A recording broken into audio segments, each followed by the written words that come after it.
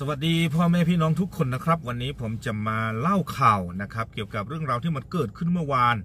สืบเนื่องมาจากเห็นว่าเพจของกะเหรี่ยงนะไม่ว่าจะเป็น Facebook ไม่ว่าจะเป็นเพจหลัก KIC แล้วก็ KNU ข่าวของทั้ง2ช่องก็ได้ลงนะครับแล้วก็มีอีกหลายๆเพจใน Facebook ก็ได้ลงข่าวเรื่องราวที่มันเกิดขึ้นเมื่อวานเหมือนกันคือเมื่อวานเนี่ยเมื่อวันที่28เดือน7เนาะ28กรกฎาคม2020นะ2563เนี่ยตามข่าวก็ได้เขียนเอาไว้ว่าชาวบ้านใน2อำเภอนะอำเภอแรกก็คืออำเภอด้วยลูเสร็จแล้วก็อำเภอที่2ก็คือบือโซ่2อำเภอเนี่ยชาวบ้านเขาจัดการชุมนุมขึ้นมาเนี่ยมีชาวบ้านมาร่วมประมาณ 4,000 กว่าคนเนาะข่าวเขาบอกว่าอย่างนั้นนะครับซึ่งดูตามคลิปข่าวก็น่าจะเป็นความจริงเพราะว่าดูจากคลิปแล้วมีประชาชนจำนวนมากได้มารวมตัวกันในเหตุการณ์ครั้งนี้นะครับเสร็จแล้วก็เนื่องจากว่าการประชุมนุมเมื่อวันที่28ที่เกิดขึ้นเนี่ยมันคือจุดเริ่มต้นของเหตุการณ์มันเกิดขึ้นเมื่อวันที่16เนาะ16หรือ17นี่แหละเดือนกรกฎาคม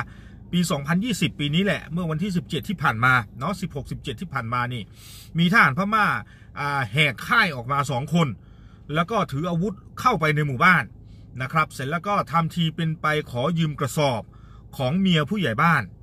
นะ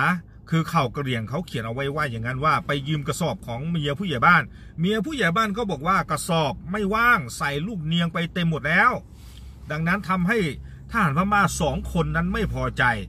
เสร็จแล้วก็ยิงเมียผู้ใหญ่บ้านคนนั้น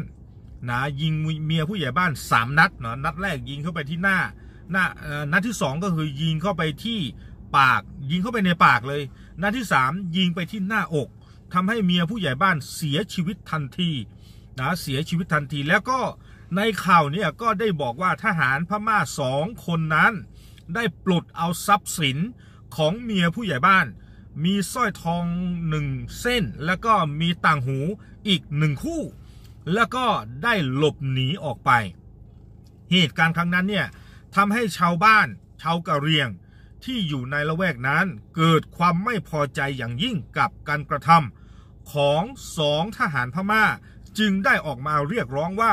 ให้จับทหารพม่า2คนนั้นมาลงโทษในเขตรัฐกะเหรี่ยงนะคือต้องเป็นไปตามกฎหมายเสร็จแล้วก็หลังจากนั้นเนี่ยก็มีชาวบ้าน 1,500 กว่าคนรอบแรกออกมาประท้วงเกี่ยวกับเรื่องนี้เสร็จแล้วก็ทางกลุ่มกะเหรี่ยงในไทยเนาะ KTG ก็ได้ไปยื่นหนังสือประท้วงเรื่องการสังหารหญิงชาวกะเหรี่ยงเมียผู้ใหญ่บ้านคนนี้ต่อหน้าสถานทูตสหรัฐอเมริกาที่เชียงใหม่เสร็จแล้วก็ไปยื่นหนังสือที่สถานทูตเมียนมาที่เชียงใหม่เหมือนกันก็ได้ไปยื่นหนังสือประท้วง2ที่ได้ยื่นเสนอไปว่าเกี่ยวกับเรื่องราวที่มันเกิดขึ้นว่าชาวกะเหรี่ยงเราถูกเอารัดเอาเปรียบถ้าเกิดเทียบตัวอย่างกับหมูหมากาไก่ถ้าเกิดเราไปทำของใครตายเราก็ต้องมีจ่ายค่าเสียหายจ่ายค่าหมูจ่ายค่าไก่เขาแต่ว่าอันนี้ผู้หญิงมีชีวิต1คนถูกฆ่าตายฟรีๆโดยทหารพม่าดังนั้นเนี่ยเกินจะรับได้ดังนั้นชาวบ้านต่างๆก็เลยรวมตัวกันออกมาประท้วงเมื่อวานแล้วก็ได้รวบรวมเหตุการณ์ทั้งหมดออกมา8ข้อนะที่เป็นวีรกรรมของทหารพม่าที่ได้ทำไว้กับพี่น้องกะเหรี่ยงในสถานที่2อำเภอนั้นที่ผมได้เล่าไปเมื่อกี้บือโซ่แล้วก็ด้วยโลนะเหตุการณ์แรกเนี่ยก็ได้รวบรวมเอาไว้เมื่อวันที่2เดือนมกราคมปี2020ทหารพม่าได้ยิงชาวบ้านตาย1คนนะได้ยิงชาวบ้านตาย1คนเสร็จแล้วก็เหตุการณ์ที่2เมื่อวันที่5เดือนที่5มีนา2020ทหารพม่านะก็ได้ยิงป่าไม้ของกะเหรี่ยงตายไปอีก1คนเหตุการณ์ที่3เมื่อวันที่7เดือนพฤษภาคมปี2020ทหารพม่าก็ได้ยิงปืนใหญ่ลงไปในหมู่บ้านของชาวบ้านทำให้ชาวบ้านเกิดความหวาดกลัวอย่างยิ่งเพราะอะไรไม่รู้นะอยู่ๆก็ยิงปืนใหญ่ตกไปในหมู่บ้านนะทั้งที่ก็รู้ว่าเป็นสถานที่ที่ชาวบ้านอยู่ที่นั่นแ แต่เหมือนกับว่าในข่าวพม่าจะอ้างว่ามีศัตรูของทหารพม่าอยู่ในหมู่บ้านก็เลยยิงลงไปซึ่งมันเป็นการกู้ข่าวขึ้นมาหรือเปล่าอันนี้ไม่รู้นะส่วนเหตุการณ์ที่4เนี่ยเมื่อวันที่9เดือนพฤษภาคมปี 2020ชื่อทหารชื่อของค่ายทหารจริงๆทุกหัวข้อเขาก็ได้บันทึกเอาไว้ด้วยว่าเป็นค่ายทหารหมายเลขอะไรสังกัดอะไรนะเหตุการณ์ที่4โทษทีเมื่อกี้ผมอ่านไปถึงไหนเหตุการณ์ที่4เนาะเมื่อวันที่9เดือนพฤษภาคมปี 2020เนี่ยพม่าก็ได้ยิงชาวบ้านตายอีก1คนที่หมู่บ้านกูสินะเหตุการณ์ที่5เมื่อวันที่2เดือนมิถุนายนปี 2020นะพม่าก็ได้ยิงชาวบ้านตายอีก1คนที่หมู่บ้านวาโซทะนะเหตุการณ์ที่6เมื่อวันที่16เดือนกรกฎาคมปี 2020ก็ได้ยิงนอมือนอนะที่หมู่บ้านปุโรทะ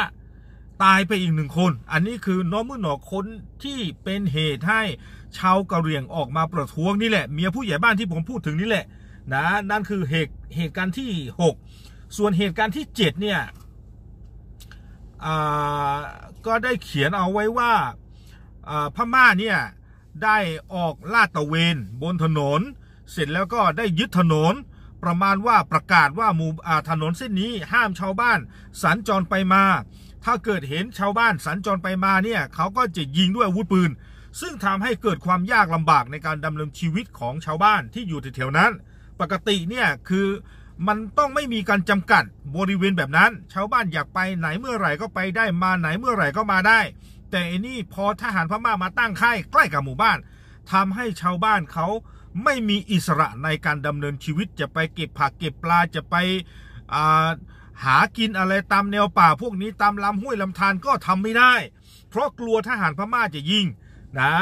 ส่วนเหตุการณ์ที่8เหตุการณ์สุดท้ายเนี่ยคือทหารพม่าได้ข่มขืนกระทำชำเราหญิงสาวชาวกะเหรี่ยงอายุ16ปีคนหนึ่งเนี่ยทั้งหมดเป็น8เหตุการณ์ที่ทำให้ชาวกะเหรี่ยงละแวกนั้นทนไม่ได้รับไม่ไหวเกินที่จะรับได้ทำให้ชาวบ้านต่างๆออกมารวมตัวกันขับไล่ทหารพม่าที่อยู่ณจุดนั้นคือค่ายทหารพม่าเขาก็จะมาตั้งค่ายใกล้กับหมู่บ้านนะแทนที่จะมาให้ความปลอดภัยแทนที่จะมาคุ้มครองแทนที่จะมาสร้างมิตรแต่ว่ากลับมาทำให้ชาวบ้านเขามีความหวาดกลัวหวาดผวาไม่กล้าดำเนินชีวิตแถมอยากจะฆ่าก็ฆ่าอยากจะยิงปืนก็ยิงนะเรียกใครไปพบก็ต้องไปไม่ได้คือสร้างนิสัยเร็วๆแบบนี้ในเขตในหมู่บ้านของชาวกะเหรี่ยงดังนั้นเนี่ยทำให้ชาวกะเหรี่ยงเขาสุดที่จะทนจึงรวมตัวกันออกมาประท้วงเหตุการณ์เมื่อวานนะ 4,000 กว่าคนเขาก็บอกอย่างนั้นส่วนผู้จัดการชุมนุมครั้งนี้นะก็ได้บอกว่าตอนแรกเราก็คิดว่านะคือผู้จัดการประท้วงเนี่ยเขาก็บอกว่าเราก็คิดว่าทางผู้นำของเราได้ไปลงนามหยุดยิงนะ NCA กับรัฐบาลทหารพม่าก็ไม่คิดว่าจะมีเหตุการณ์แบบนี้เกิดขึ้นนะก็คิดว่าทุกอย่างจะโอเคแต่กลับไม่ใช่แบบนั้นนะตั้งแต่ลงนาม NCA เนี่ยใช้เวลากี่ปีแล้วเราก็ยังถูกรุกรานเราก็ยังถูกข่มขู่ข่มเหงจากทหารพม่าไม่มีจบไม่มีสิ้นซึ่งก็ไม่ต่างกับว่าไปทำ NCA หรือไม่ทำคือมันไม่มีข้อแตกต่างอะไรเลยนะครับนั่นคือสิ่งที่มันเกิดขึ้นกับสิ่งที่ชาวบ้านที่จะต้องทนทุกข์ทรมานกันนานนับปีดังนั้นชาวบ้านทนไม่ไหวก็เลยไปรวมตัวกันขับไล่ทหารพม่าเรียกร้องให้ค่ายทหารที่มาสร้างในหมู่บ้านมาตั้งในหมู่บ้านเนี่ยให้ถอยออกไปหรือไม่ก็เอาออกไปเลยเราไม่ต้องการค่ายทหารของพวกคุณนะอันนี้คือข่าวที่ถูกนำเสนอออกไปเมื่อวานซึ่งผมก็ไล่เช็คดูหลายข่าวเป็นภาษาไทยเนาะผมไม่เห็นว่ามีเพจไหนมีข่าวไหนได้ลงเกี่ยวกับเรื่องเมื่อวานเลยดังนั้นเนี่ยผมคิดว่าจำเป็นที่ผมจะต้องใช้ภาษาไทยในการพูดคุยกับพี่น้องในเช้าวันนี้นะครับก็ขอนำเสนอนะให้พี่น้องที่เป็นคนไทยเนาะหรือไม่ก็คนกะเหรี่ยงที่ฟังภาษาที่ผมพูดไม่ค่อยออกก็ถนัดฟังภาษาไทยก็เอามาฟังที่เพจของผมก็ได้นะผมลงใน Facebook ส่วนตัวแล้วก็ลงในเพจ Facebook ของผมแล้วก็ผมก็ลงควบคู่ไปในเพจ YouTube ของผมด้วยดงแดเนียลนะครับยังไงก็ช่วยติดตามนะช่วยกดไลค์กด Subscribe กดติดตามให้กับผมด้วยนะครับเพื่อเป็นกำลังใจในการทำงานในการทำข่าวและในการช่วยเหลือพี่น้องของผมซึ่งผมไม่ได้ทำข่าวอย่างเดียวนะฮะผมเปิดช่วยเหลือพี่น้องผู้ยากไร้ต่างๆผู้พิการผู้ป่วยผู้ต้องการอาหารอะไรพวกนี้ผมช่วยเหลือหมดนะครับยังไงก็ฝากติดตามช่องของผมด้วยนะครับทั้ง3ช่องเลยขอบคุณมากครับวันนี้ผมขอนำเสนอเพียงเท่านี้สวัสดีครับ